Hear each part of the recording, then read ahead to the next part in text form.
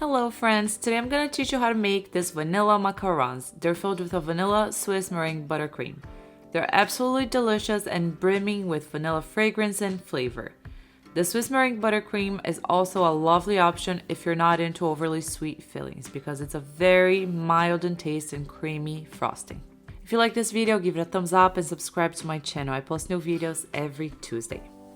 We're gonna start by splitting a vanilla bean in half and scraping the seeds out. We're going to use the vanilla bean seeds in the shells. If you don't want to do that, that's totally okay. You may add a dash of vanilla extract, around a quarter teaspoon, at the end of whipping the meringue. Or you can just leave it out and just make the plain shells. Place a bowl over a pan with barely simmering water. Add sugar and egg white powder to the bowl if using. The egg white powder is optional, and if you're not using it, you can just skip it. Nothing needs to be changed in the recipe. Whisk the sugar and the egg white powder together so the egg white powder doesn't clump up once we add the egg whites in. Add the fresh egg whites to the bowl and whisk until the sugar has completely melted. You can test by touching the mixture between your fingers, and if you don't feel any sugar granules, you can remove it from the heat. Transfer the syrup to the bowl of a mixer. With the whisk attachment, start whisking the mixture on low, which will be speed 2 of the KitchenAid, for about 30 seconds. And then gradually start increasing the speed to medium, which would be speed 4, and I stay here for about a couple of minutes.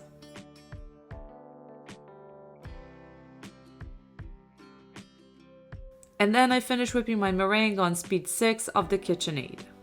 It takes me usually about 13 to 15 minutes to whip the meringue, but you should not go by time. Go by what the meringue is supposed to look like, because a lot of things can affect whipping time, such as the quality of the eggs, the weather, how powerful your mixer is, and more.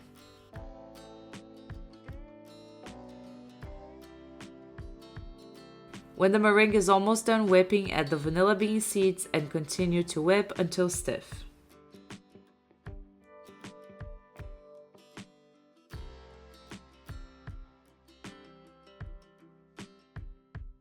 Whisk until stiff peaks have formed. When you pull the whip up, the peaks should be shooting straight up.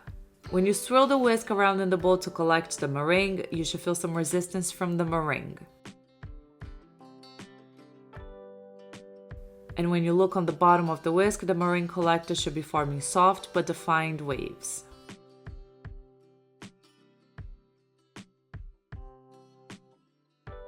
Now check out how the peak is shooting straight up and not bending down to the side. And also check out those cool vanilla bean speckles. Now we're going to pour the sifted powdered sugar and almond flour into the stiff meringue, and I'm also going to add a little bit of white food coloring. I'm using powdered food coloring by the Sugar Art. Start folding with a spatula.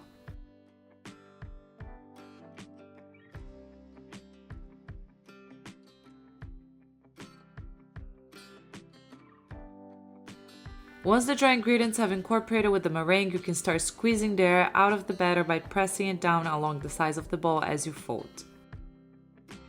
It's time to stop folding the batter when it's glossy and has a thick and flowing consistency. Pick up some batter with a spatula and try to draw several frigates with the batter that's flowing off the spatula. And the batter shouldn't break up. And even after the batter breaks up, it should still continue to flow slowly and effortlessly off the spatula. Also notice how the batter that's falling back into the bowl takes about 10 to 15 seconds to incorporate back with the batter that's already in the bowl.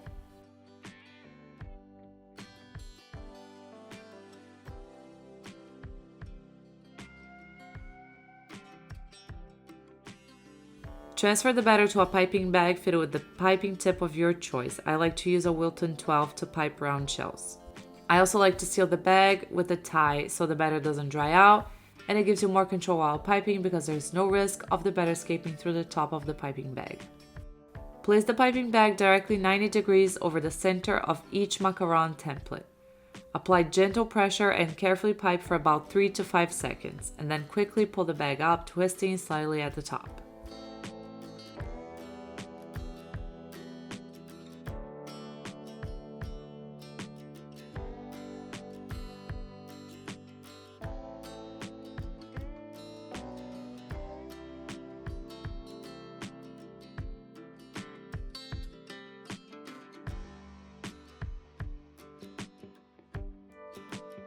Tap the trays against the counter or against the palm of your hands to release any air bubbles. And also use a toothpick to pop any remaining air bubbles from the surface of the shells. I'm going to let these shells sit and rest until they feel dry to the touch so I can bake them on my large oven. On my large oven, I bake the macarons at a 310 Fahrenheit for about 15 to 20 minutes. And I'm also piping some shells so I can bake on my small countertop oven, where I can bake them straight after piping. On the countertop oven, I bake them at a 290 Fahrenheit temperature.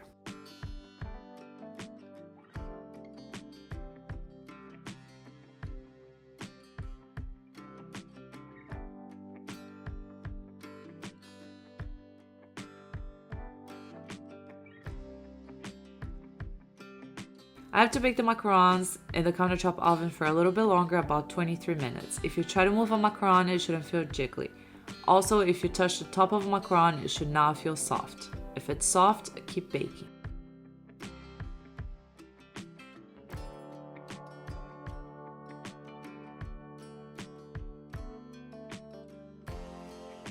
And I've also piped some mini shells with some batter that I had left over, so we could make some mini macarons because I think they're super cute. The mini shells usually take about 13 minutes to bake.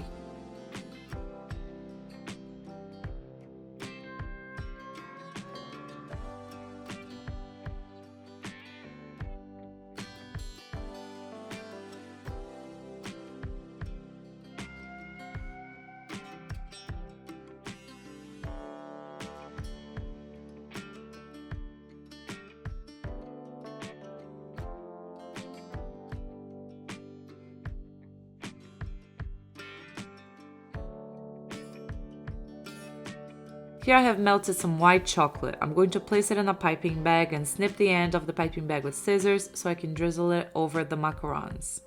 I'm just doing a simple decoration.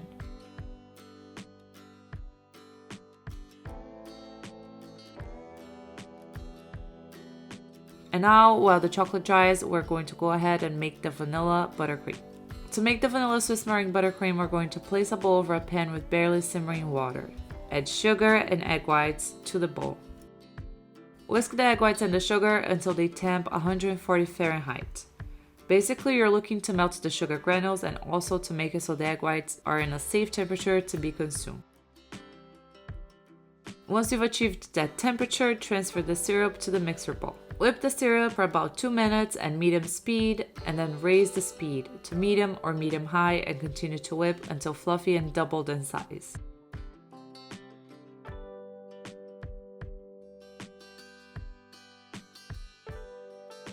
The meringue should have stiff peaks. The peaks are not going to be as stiff as the peaks of the meringue we made for the macarons, but they should be firm. Now we're going to start adding our butter cut into very thin pads. The butter should be at a 72 Fahrenheit temperature for the recipe to work the best. If the butter is cold, it's going to form lumps in the frosting and it's not going to incorporate well. And if it's too soft, the buttercream is not going to firm up and it's going to be like a soup.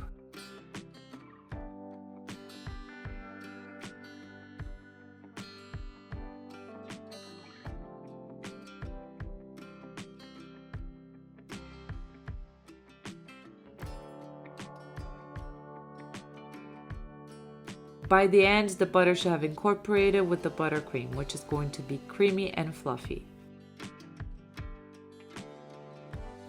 I'm also going to add some vanilla bean seeds to the buttercream. You can go ahead and just add vanilla extract if you don't want to add the seeds or if you don't have vanilla bean seeds at home.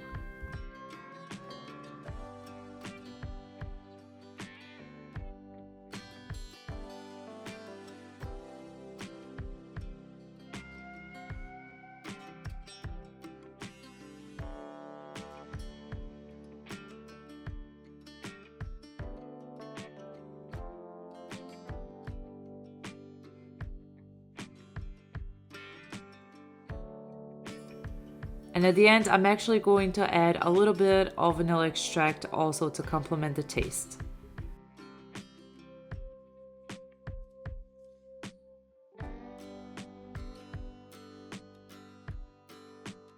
Now we're going to place the buttercream in a piping bag filled with the tip of our choice. I am using a tip 2D by Wilton. Pipe the buttercream on the bottom shells and then top with a decorated shell.